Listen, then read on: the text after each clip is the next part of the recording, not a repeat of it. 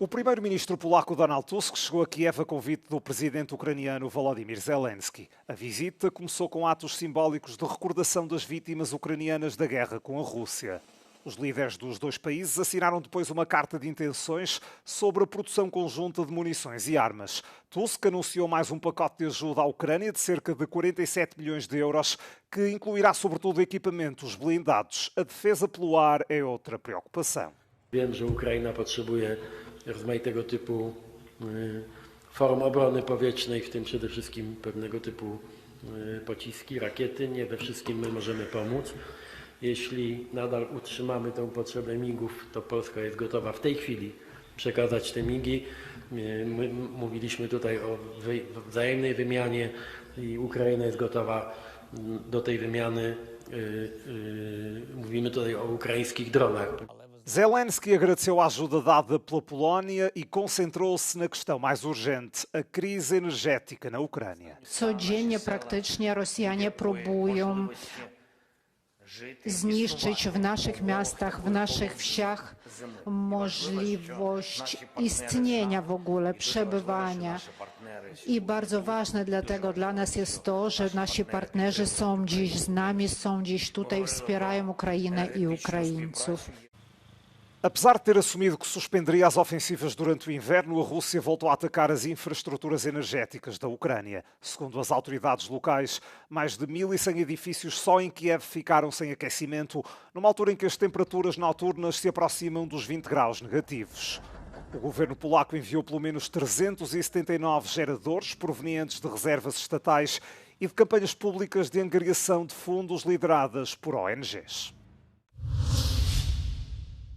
O último tratado bilateral em vigor entre os Estados Unidos da América e a Rússia, que limita armas nucleares estratégicas, expira na quinta-feira, deixando os dois países sem controle sobre os seus arsenais nucleares. O novo Tratado de Redução de Armas Estratégicas, também conhecido como Novo START, foi assinado em 2010 pelo então presidente Barack Obama e pelo seu homólogo russo Dmitry Medvedev.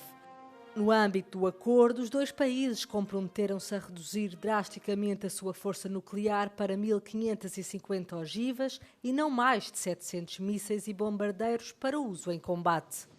Em setembro, o presidente russo Vladimir Putin manifestou a sua disponibilidade para prorrogar o acordo a fim de evitar uma nova corrida às armas. Россия готова после 5 февраля 2026 года продолжить в течение 1 года придерживаться центральных количественных ограничений по договору о СНВ.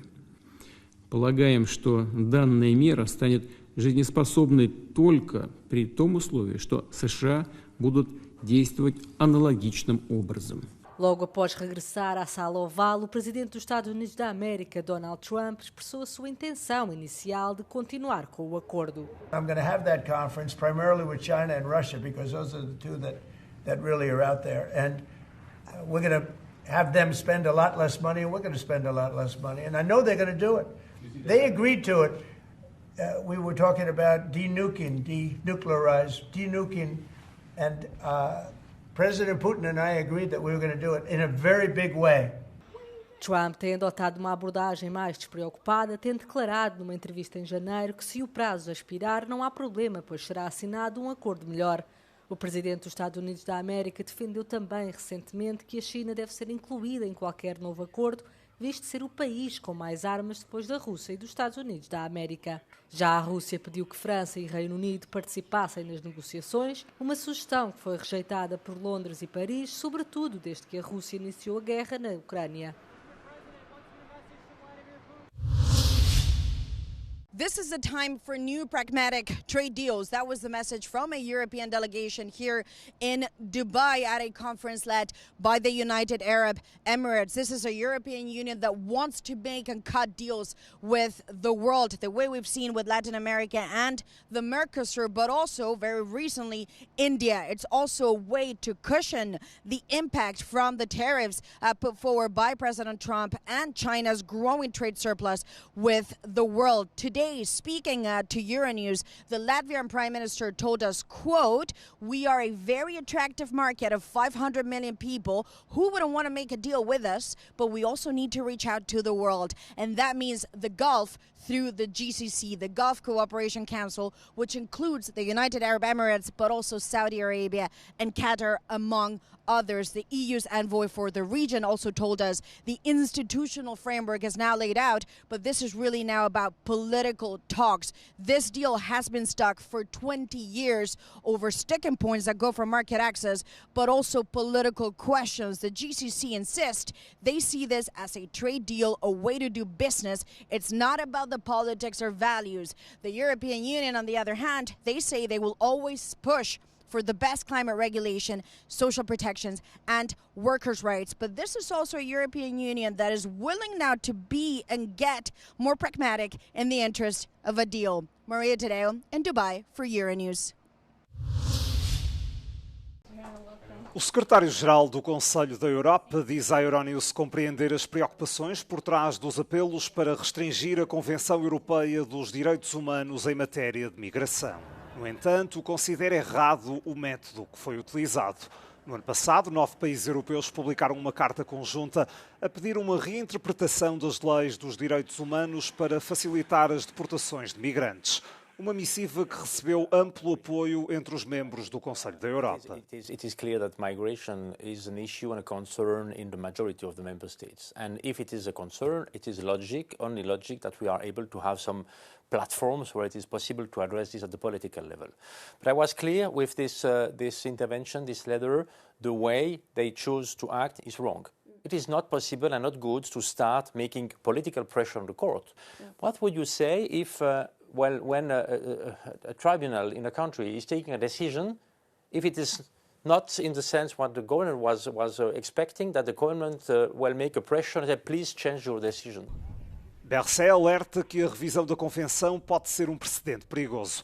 Diz que uma medida dessas poderia encorajar outros governos a reverterem os direitos humanos. Pede por isso cautela enquanto as negociações decorrem a nível político. What will happen now with migration? It will be possible for other countries to make the same, to choose the same way, maybe to put in discussion other rights. You know, I also told this to some of the exponents. They wanted to have migration discussed, and I was just telling them, okay, at the political level, but we must be really careful because we have maybe other countries ready to open the same kind of discussion on the rights, and maybe then we won't agree about this.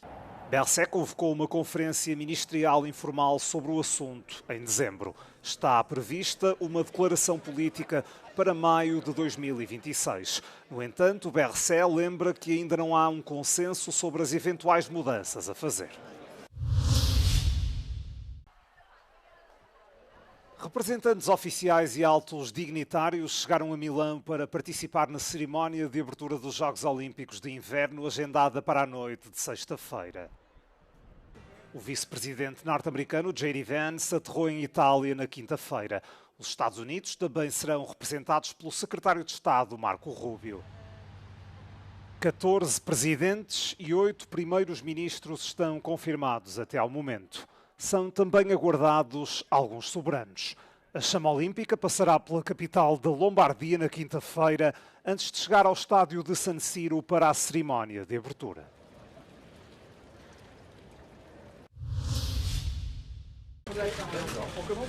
Bill Gates disse que se arrepende de cada minuto que passou com Jeffrey Epstein, o organizador de uma rede de tráfico sexual de menores que foi encontrado morto na prisão em 2019, enquanto enfrentava acusações. Gates negou as alegações contidas em rascunhos de e-mails não enviados divulgados pelas autoridades americanas na semana passada, defendendo que são falsos. Nos e-mails, Epstein escreveu que Gates precisava de drogas e de antibióticos após encontros com mulheres. O porta-voz de Gates disse que os rascunhos mostravam a frustração de Epstein por este não ter conseguido manter uma relação com o líder tecnológico. Melinda French Gates, ex-mulher de Bill Gates, afirmou numa entrevista que os documentos reavivaram memórias dolorosas do casamento. O casal divorciou-se em 2021, em parte devido aos laços de Gates com Epstein. Bill Gates, que é um dos homens mais ricos do mundo, negou também ter feito qualquer viagem até às ilhas de Epstein. O apelo foi feito num vídeo emocionado. Savannah Guthrie, conhecida jornalista e apresentadora de televisão nos Estados Unidos, diz que está disposta a negociar com os raptores da mãe, mas precisa primeiro de uma prova de vida. A mãe da jornalista, conhecida como sendo o rosto do programa Today da NBC, não é vista desde a noite de sábado, com as autoridades a acreditarem que a mulher foi levada de casa, confirmando a existência de sinais de arrombamento na habitação localizada no estado norte-americano do Arizona. Our mom is our heart and our home. She is 84 years old. Her health, her heart is fragile. She lives in constant pain.